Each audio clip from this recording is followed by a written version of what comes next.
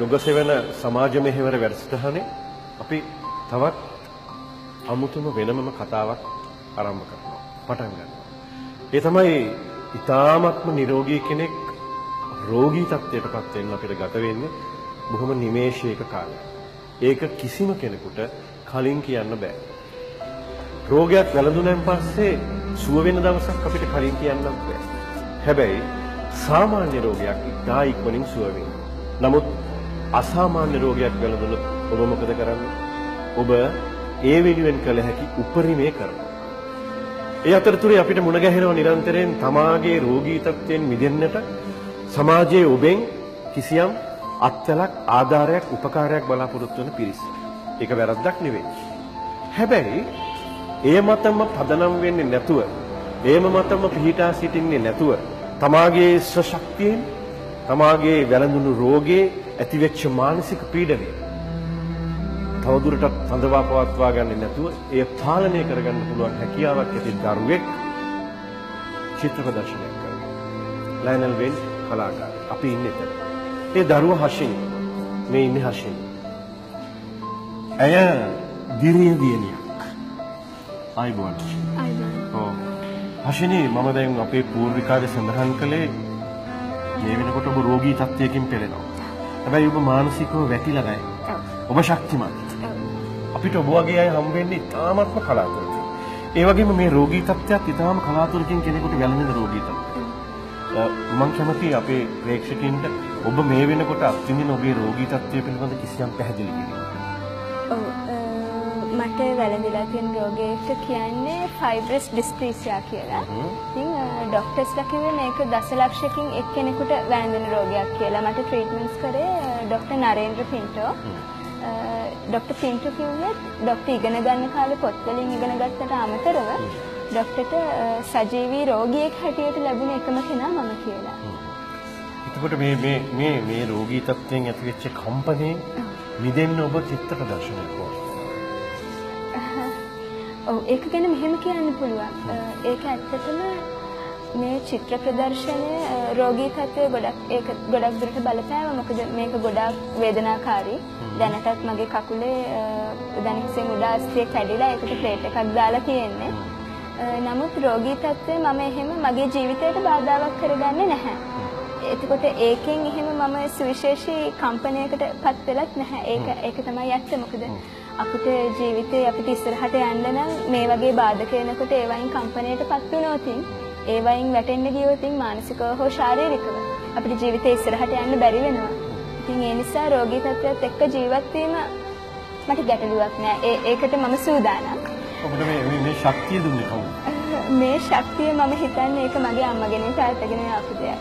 මොකද මගේ අම්මයි තාත්තී ගොඩක් ස්පෙෂල් මිනිස්සු, සාමාන්‍ය දෙමව්පියෝ වගේ නෙවෙයි. ඒ දෙන්නට බොහෝම ලොකු චිත්ත ශක්තියක් තියෙනවා. මගේ තාත්තා ගැන විශේෂයෙන් කියන්න ඕනේ සාමාන්‍යයෙන් තාත්තා කෙනෙක් කරන්නේ තමන්ගේ පවුල ආරක්ෂා කරගෙන, තමන්ගේ දරුවෝ ආරක්ෂා කරගෙන ඉන්න කෙනෙක්. ඉතින් මගේ තාත්තා එහෙම කෙනෙක් නෙමෙයි. මගේ තාත්තා එතනින් එහාට ගොඩාක් දේවල් කරන කෙනෙක්. මම හිතන්නේ මම පුදුම වෙන්නේ සහ මම කලබල වෙන්න ඕනේ ඇයට ශක්තිය නැත්තම්. මොකද මම අවුරුදු 17 දී හිරේ ගියේ. ඩී.එම්. ආනන්දලා එකට දේශපාලනය කරලා. ඊට පස්සේ දරුවා ලැබෙන මොහොත වෙනකොටත් මම නවසම සමාජ පක්ෂ දේශපාලන මණ්ඩල සභිකයෙක්. අපි කල්පනා කරන්නේ මේ සමාජය පවතින තත්ත්වය යහපත් නෑ කියලා. ඊට වඩා ලස්සන සමාජයක් ඕන කියලා. ඒක හදන්න නම් අලුත් මිනිහෙක් හදන්න වෙලා තියෙනවා. තණ්හාවෙන් ආසාවෙන් කෑදරකමෙන් බරිත නොවුණු. මේ මිනිස්සයා හදන්න පුළුවන් වෙන්නේ අපි තුලින්ම තමයි. අපිම තමයි වෙනස් වෙන්නට ඕන. ඉතින් මගේ දුව වෙනස් වෙලා තියෙන එක ගැන මට අමුතුවෙන් පුදුම වෙන්න දෙයක් නැහැ. ඇය වෙනස් නොවුණා නම් තමයි මට පුදුම වෙන්නට ඕනේ. ඉතින් ඒ ශක්තිය අම්මගේ තිබ්බහයිය ඒව මම අත්දැකලා තියෙනවා. ඒවත් එක්ක මට මේ ශක්තිය ලැබෙන්න ඇති කියලා මම හිතනවා. මොකද දෙමව්පිය ශක්තිමත් නම් දරුවා අනිවාර්යෙන් ඒ විදිහටයි හැදෙන්නේ. ඇයගේ ඒ තියෙන தত্ত্বය අපි බලාපොරොත්තු වෙච්ච, මගේ නෝනා බලාපොරොත්තු වෙච්ච, මම බලාපොරොත්තු වෙච්ච අපේ භාවිතාවේ යථාර්ථය. ඔබේ මම දකින්නේ වෙනත් කෙනෙකු සතු නැති ඉතාම ශක්තිමත් මානසිකත්වයක්. දැන් මේ චිත්‍ර ප්‍රදර්ශනය මේක සැලසුම් කරන්න ඕනේ කියලා ඔබට හිතුනේ? මේ චිත්‍ර ප්‍රදර්ශනය සැලසුම් කරන්න විශේෂිත හේතුවක් තියෙනවා. මේ හැම චිත්‍රකින්ම මම දකින්නේ මගේ අම්මව. මොකද මම චිත්‍ර අඳින්න පෙළඹිච්ච හේතුව මේක. පුංචි කාලේ ඉඳලම චිත්‍ර ඇඳලා.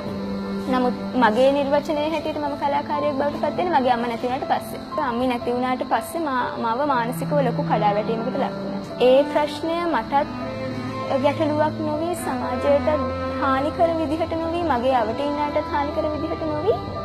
මට ඕන වුණා ඒ හැඟීමෙන් අත් මිදෙන්න. ඒකෙදි මට අස්වැසිල්ල එකට තිබ්බ ඊසෙල් එකයි කැන්වස් එකයි මගේ පේන්ට්ස් ටික. සාමාන්‍යයෙන් නිර්මාණකරුවෙක්ගේ චිත්‍ර ප්‍රදර්ශනයකට වඩා ඔබේ චිත්‍ර ප්‍රදර්ශනය වෙනස් වෙන්නේ කොතනින්ද? මගේ චිත්‍ර ප්‍රදර්ශනය වෙනස් වෙන හරිම තැන තමයි මේ හැම චිත්‍රකම ඉන්නේ මම. මගේ ඉමෝෂන්ස්, මගේ අම්මව මම දැකපු විදිහ. ඒක තමයි මේ චිත්‍ර ප්‍රදර්ශනයේ තියෙන වෙනස. මොකද මේ එක චිත්‍රයක්වත් මේ ප්‍රදර්ශනයට කියලා අඳපුවා නෙමෙයි. මේ හැම චිත්‍රයක්ම මම මාව කැන්වස් එකට ගන්න, මගේ ඒ මොහොතේ තියෙන හැඟීම කැන්වස් එකට ගන්න, තනිකරම මාව තෘප්තිමත් කර ගැනීම පිණිස විතරක් හදපු චිත්‍රය. අවුරුදු 6 දී තමයි මගේ දුවට කිව්වේ දුවට ඇටකටු වල පිළිකාවක් තියෙනවා කියලා. ડોક્ટર පින්ටෝ. හැබැයි නෝනවත් මමවත් ඇඬුවේ නැහැ. මගේ දුව ඇඬුවේ නැහැ. අපිට කිව්වා කකුල කපන්න වෙයි කියලා. අපි hina වුණා. අපි hina වෙලා වානේ පන්නරේ ලැබුව හැටි කියන පොත තව පාරක් කියවුවා. ඒකේ ලැබුණු ශක්තියත් එක්ක hina වෙමින් තමයි අපි කකුල කපන්නේ නැහැ කියන තැනට ආවේ. දැන් අනාගතයේ මොන වගේ දෙයක්ද බලාපොරොත්තු වෙන්නේ ජීවිතේ? අනාගතයේ ජීවිතේ මම බලාපොරොත්තු වෙන්නේ මට ආටිස්ට් කෙනෙක් හැටියට ඉස්සරහට යන්න ඕනේ. මොකද කලාව මගේ ජීවිතේ හා බැඳිච්ච දෙයක්. ඒකෙන් මට කරන්න පුළුවන් උපරිම දේ කරන්න ඕනේ. අනිත් පැත්තෙන් මම දැනට ලන්ඩන් LLB ඉගෙන ගන්නවා. නීතිඥවරියක් බවට පත් වෙන එක හීනයක්. ඒ හීන හැබැයි කරගන්න බලාපොරොත්තු වෙනවා. ජනතාව විසින්ම නඩත්තු කරන, ජනතාවම ප්‍රතිලාභ ලබන, ජනතා ආරමුදලක්. එතකොට ඒක කාගේවත් පෞද්ගලික දේපලක් නෙවෙයි. ඒක පොදු දෙයක්. එතකොට මට තිබ්බ ලොකුම හීනේ තමයි හැම ළමයෙකුටම, ලංකාවේ ඉන්න හැම ළමයෙකුටම අවශ්‍යතාවය මත ප්‍රයෝජන ගන්න පුළුවන් විදිහට ඒ විදිහ ජනතා ආරමුදලක් හදනවා. මේ එක්සිබිෂන් එක මම සංවිධානය කරේ ඒ හින්දා. ඔව් මේ එක්සිබිෂන් එකේදී චිත්‍ර මිලදී ගැනීම හැකියාව තියෙනවා බලන්නේ නැහැ.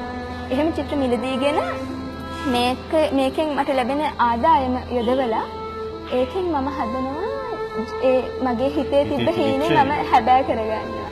හොඳයි.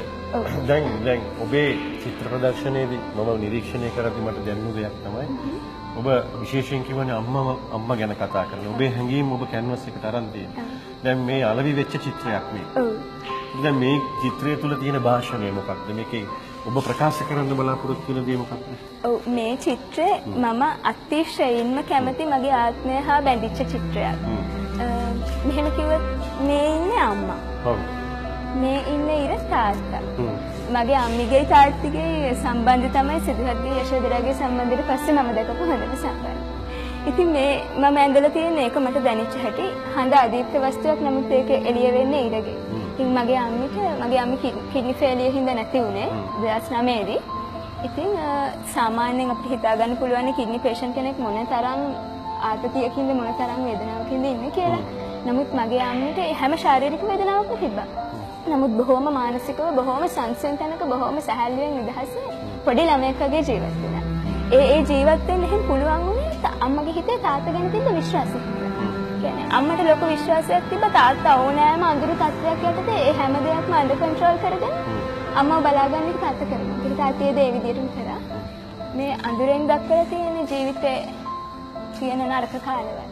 නමුත් ඒ නරක කාලවල වල ඉරට පුළුවන් තමන්ගේ ආලෝකය විහිදුවන්න. ඒ ආලෝකමත් කරන්න. ඉතින් ඒ ඉර ඇතුලේ අම්මි බොහොම සැහැල්ලුවෙන් බොහොම සුවදායීව හිටියා. මේ චිත්‍රය ඇතුලේ කොතනද ඔබ ඉන්නේ? මං හිතන්නේ මේ මුළු චිත්‍රෙම ඉන්නෙම. අම්මයි තාත්තයි යම් තැනක ඉන්නවා මං එතන අනිවාර්යෙන් ඉන්නවා. මගේ දුව මට වැඩි අඩියක් ඉස්සරහට තියලා තියෙනවා. ජනතාව විසින් නඩත්තු කරන ජනතාවගේ අරමුදල් භාරයකින් මේක ගොඩනග කරන්නට ඕන. ජනතාවයි මේක කරන්නට ඕන. ඒ වෙනුවෙන් මම මගේ මුදල් දාලා ජනතාවගේ අරමුදලක් බිහි කරනවා කියන තැනට ඇවිල්ලා තියෙනවා. ඔබ තරුණියක් හැටියට ඔබ මේ රාමුගත වෙලා ඉන්න මේ විශේෂ අවස්ථාවෙන් බැහැරට ගියොත් ඔබේ ජීවිතයේ ප්‍රේමය, ආදරය, රැකවරණය හරි. මම පෞද්ගලිකව ගත්තොත් මම ආදරය සහ රැකවරණය ගොඩක් තදට බලාපොරොත්තු වෙන කෙනෙක්. මොකද මං හිතන්නේ ඒක අර අම්මිගේ තාත්තිගේ තිබ්බ එකත් එක්ක මම හිතන්නේ ඒක මට කාවැදිලා තියෙනවා. නමුත් මේ වෙනකොට මගේ ජීවිතේට කෙනෙක් ඇවිල්ලා ඉන්නවා. ඒ කෙනාගෙන් මට මගේ අම්මවයි තාත්තවයි දෙන්නවම දැනෙනවා. ඉතින් මට ගොඩක් වෙලාවට හිතෙනවා මං හරි වාසනාවන්තයි කියලා. මොකද මගේ අම්මගේ තාත්තගේ ජීවිතේ මට ලැබෙවි කියන විශ්වාසය මට තියෙනවා. මං කියන්නේ ඔහු තුලින්. මොකද ඒකට හේතුව ඔහු තුල මගේ අම්මවයි තාත්තවයි දෙන්නවම මම දකිනවා. හොඳයි. අපි ජාතික රූපවාහිනිය වශයෙන් අපි ඔබට ප්‍රාර්ථනා කරනවා. ආශිර්වාද කරනවා ඔබේ දැක්ම ඔබේ ඉලක්ක ඒ විදිහටම සාර්ථක වෙන්න ඔබේ ඉදිරි අනාගතය සම්පූර්ණයෙන්ම ඔබ බලාපොරොත්තු වෙන ආකාරයෙන්ම සුවදායී ජීවිතයක් ගත කරන්න ඔබට අවස්ථාව ලැබේවා කියලා ප්‍රාර්ථනා කරනවා. බොහොම ස්තුතියි.